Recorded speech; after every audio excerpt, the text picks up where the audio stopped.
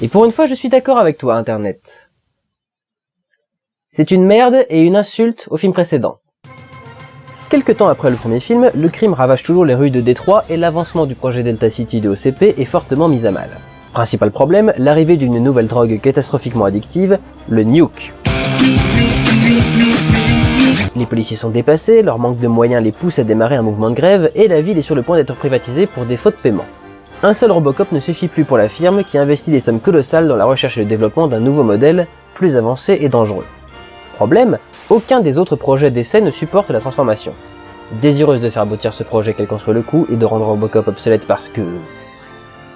Ta gueule, la psychologue Juliette Fax est prête à tous les excès, y compris inclure dans le programme des délinquants psychotiques et des tueurs en série. Elle va trouver un candidat idéal dans la personne de Kane, le cerveau terroriste derrière la production du nuke, et ainsi provoquer une véritable catastrophe. Pourquoi ce film est raté ? Tout simplement parce qu'il n'a rien compris à ce que faisait le premier film, il n'en a repris que la surface, sans rien comprendre de sa matière, et ça se voit dans tous les aspects du film. Le premier bien entendu c'est Robocop. Incapable de remarquer qu'à la fin du premier film Murphy avait réussi à refaire surface, ce film nous accueille avec un Robocop rigide et mécanique, nous rappelons les directives au cas où on serait trop con, qui va à nouveau se lancer dans un questionnement sur son humanité. Comment ? En plongeant tête la première dans le piège que le premier film avait évité puisqu'il s'agit d'une histoire avec sa femme et son fils qu'il observe régulièrement dans leur maison en essayant de se rappeler son ancienne vie. Ils ne le font même pas bien en plus car une fois la scène de mise en demeure et la discussion avec sa femme passée, plus jamais ils ne seront abordés. L'aboutissement de sa quête se trouve dans la toute dernière phrase du film, quand Louis s'indigne du fait que le patron d'OCP s'en sorte libre et sans poursuite judiciaire. Patience, Lois. We're only human. Ouais, génial, la même chose que dans le premier film quoi. Parlons du grand patron justement. Alors que Verhoeven était très clair sur la manipulation des médias effectuée par OCP, il semblait pourtant évident que les intentions du patron étaient plutôt positives même si elles empruntaient le mauvais chemin. Dick faisait d'ailleurs allusion à son sentimentalisme lorsqu'il menaçait Bob. Ici c'est devenu un personnage fantasque, parodie du vilain grand patron de grande société qui n'en a plus rien à foutre de l'éthique, du bien-être des gens et de la morale à partir du moment où on lui agite une paire de nichons sous le nez. Mais enfin monsieur, Fax veut utiliser des repris de justice et des fous dans une armure robotisée qui vaut plusieurs millions et censée défendre les innocents. Oui, mais elle avale. Il n'aura d'ailleurs aucun scrupule à retourner sa veste et à lui mentir en face, tout comme le fait qu'il enjambissait un cadavre sans sourciller indique qu'il n'aurait aucun cœur. Jamais le premier film n'a laissé entendre que ce soit un tel trou du cul, je dirais même le contraire. L'occasion du coup d'aborder les méchants, puisque comme par hasard, comme dans le premier, il y en a deux, l'un occupant un poste important au OCP, l'autre étant un baron de la drogue. Dick devient donc Juliette Fax, dont j'ai déjà un peu parlé. Vicieuse, manipulatrice, elle a les dents qui rayent le plancher et une haine incompréhensible pour Robocop, sans doute parce qu'elle le trouve trop limité. Là où on pouvait justifier tous les actes de Dick par son ancienneté dans la compagnie, les enjeux et objectifs de Fax sont vraiment cartoonesques et on est à deux doigts du « je veux juste dominer le monde ». Of course! Comment qui que ce soit peut penser que c'est une bonne idée d'offrir la puissance et l'immortalité d'un robot à un déglingué narcissique accro aux drogues? Cette femme n'a pas de sens! Kane donc, l'équivalent de Clarence, est un quasi-leader de secte sadique à l'extrême, au point d'avoir inclus sa compagne et son fils dans son business. J'y reviens. Il est finalement assez sympathique, il est juste dommage d'y avoir associé ces deux autres personnages. En soi, Kane aurait été un très bon ennemi, même si la ressemblance avec Clarence était assez grande, cette idée d'en faire un leader de culte plutôt qu'un simple baron de la drogue était plutôt pas mal. Mais non, il a fallu lui donner un fils. D'ailleurs, depuis le début, je dis que ce sont sa femme et son fils, mais en fait, j'en ai pas la moindre idée. Il n'est jamais expliqué clairement si ce sont trois personnes qui se sont rencontrées et ont formé cette famille artificielle de substitution, ou si véritablement ils sont liés par des liens familiaux. Le lien entre Kane et Hobb est ce qui me pousse le plus à considérer qu'ils sont liés, mais ce n'est qu'une supposition. Parlons donc de Hobb, le baron de la drogue de 12 ans et demi. Je sais pas, y a quelque chose à rajouter à ça? Pas assez ridicule, pas assez débile? Certes, le premier film était trash et amoral, mais pas loufoque. Quand en plus la principale scène avec lui dans cette position est jouée avec un sosie de Chris Tucker pour Merde de Détroit, c'est dire à quel point il ose aller loin dans le ridicule. D'ailleurs, le film n'a rien à foutre de ce qu'il fait, puisque lorsque Hobb se fera descendre par Kane, on aura droit à une espèce de scène larmoyante complètement débile, où Murphy prendra en pitié le gamin, mais surtout où le gamin se sentira soudain proche de Robocop, en contradiction totale avec le reste du film, et surtout avec ce pourquoi il était dans le script depuis le départ, c'est-à-dire pour être un symbole d'à quel point la ville sombre dans la violence et la corruption, puisque même les enfants deviennent des délinquants.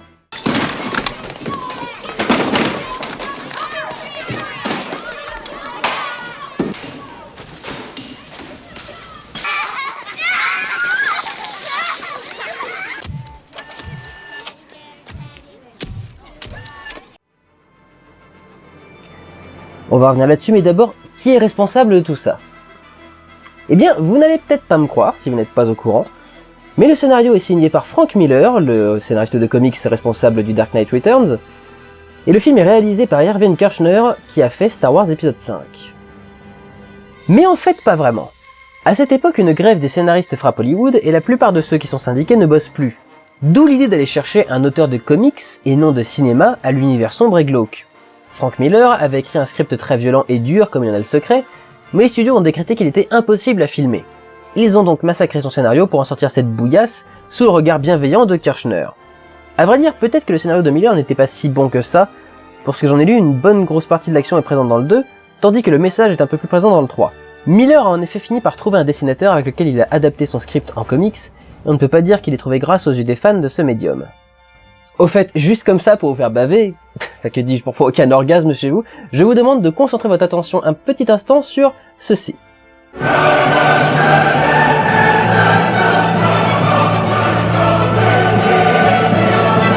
Merci, vous pouvez vous essuyer maintenant. Pourtant, avec ses 35 millions de budget, le film pouvait faire bien plus que ça. Ce qui me met sur le cul, c'est quand même à quel point Kershner a pu tourner quelque chose d'aussi mauvais, à se demander si c'est pas la honte d'avoir fait ce film qui l'a poussé à prendre sa retraite juste après le tournage. Comment peut-on avoir compris à ce point de travers le film de Paul Verhoeven? Alors revenons sur tout ça. Il y a une volonté dans ce film de rendre Robocop ridicule, mais elle est pleinement justifiée, et pour toute la peine que ça me fait de voir Robocop comme ça, au moins la séquence ne dure pas longtemps et est expliquée logiquement par le sabotage opéré par le Dr. Fax, qui a intégré environ 300 directives envahissantes et contradictoires en plus des 4 primaires. Ce n'est donc pas là-dessus que je vais m'attarder. Reprenons par exemple les fausses pubs si intelligentes du premier film qui critiquaient avec brio la société de consommation américaine. Comme tout le reste, ils n'ont absolument rien capté à ce qui faisait la force de ces pubs, mais ont voulu faire quelque chose de presque pareil, en apparence, qui finit par ressembler à des fausses pubs débiles faites pour YouTube. Le film s'ouvre d'ailleurs sur l'une d'elles, la pub pour une voiture qui ne peut pas être cambriolée car électrocute le voleur. Il y a également la pub très connue pour Sunblock 5000, une crème solaire ultra forte nécessaire suite à la destruction de la couche d'ozone. Et enfin une pub pour OCP Telecom, où un homme qui avait choisi une autre firme se retrouve en banqueroute et se tire une balle. Alors en soi elles sont plutôt drôles, je dis pas l'inverse, mais elles n'apportent absolument rien au film. C'est des fausses pubs parce que l'autre film faisait des fausses pubs, mais aucune réflexion derrière.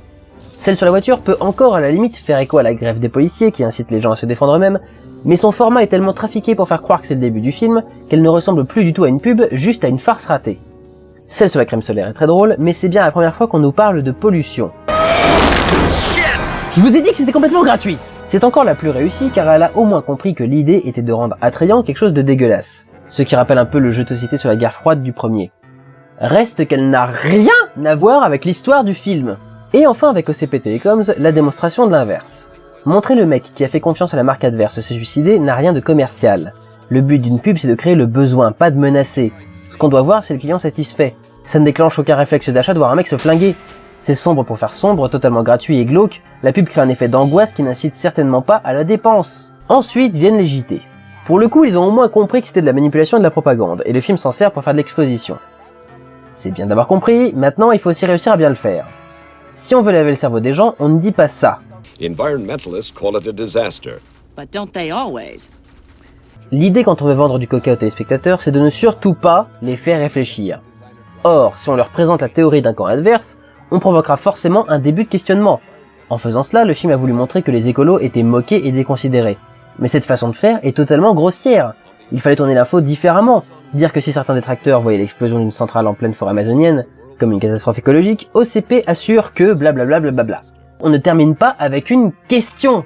Surtout pas ouverte. Vraiment, et des fois on se demande même si l'équipe a vu le film précédent ou si elle a créé une suite d'après ce qu'elle avait vaguement compris de ce qu'était le premier film quand un pote leur a résumé. Robocop est très résistant aux balles, c'est un fait et c'était le minimum nécessaire pour les bandits de Détroit. Il n'est pas indestructible quand on lui fait exploser une putain de roquette sous le cul. Cock! Rocket!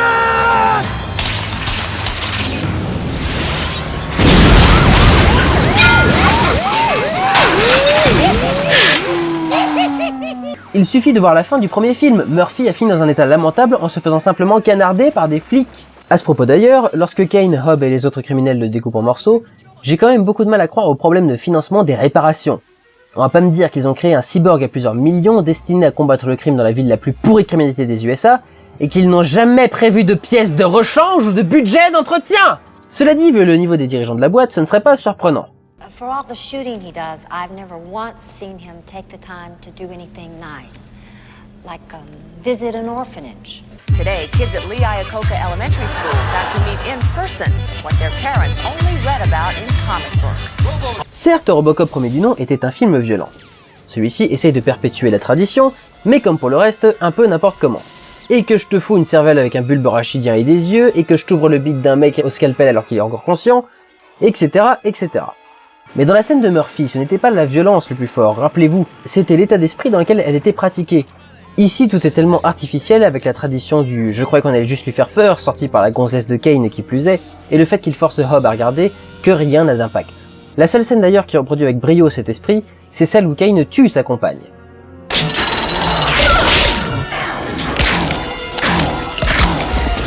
Brusque, violente et surtout inhumaine, voilà comment il fallait traiter la violence visuelle de Robocop 2.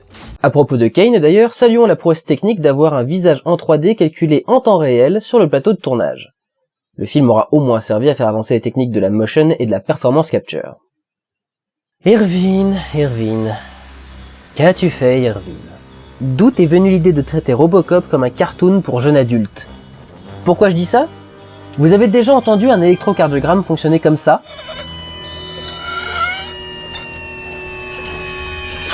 Le but de ce bruit, c'est d'alerter ceux qui passent à côté du corps, de lancer l'alerte. On ne branche pas ce signal d'alarme sur une pile LR6 qui va durer 3 secondes avant de tomber à plat.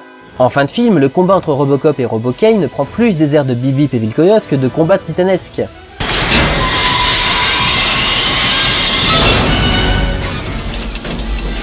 Meep meep.